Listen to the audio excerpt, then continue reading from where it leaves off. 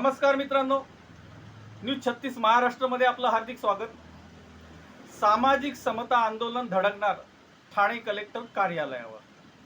तमाम ओबीसी, दलित, आदिवासी व भटके विमुक्त यांची झाली आहे भव्य एकजूट आवळणार वज्रमुठ आणि धडकणार थेट शनिवार दिनांक 4 एप्रिल 2026 रोजी दुपारी 2 वाजता करणार सरकारच्या ध्येय धोरणाचा निषेध.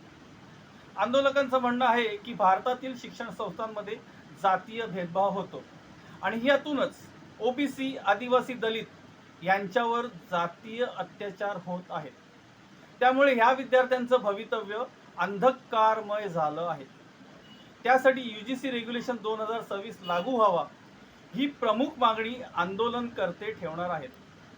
त्याचबरोबर भारतात जातीनिहाय जनगणना करून जातीच्या संख्येवर आधारित आरक्षण लागू करावं ही सुद्धा मागणी महत्त्वपूर्ण असणार आहे, अशी माहिती ओबीसी महासंघाचे प्रदेशाध्यक्ष प्रकाश भांगरत आणि संस्थेचे पदाधिकारी अनिल निचिते व रमेश तारमळे यांनी न्यूज 36 महाराष्ट्राला दिली.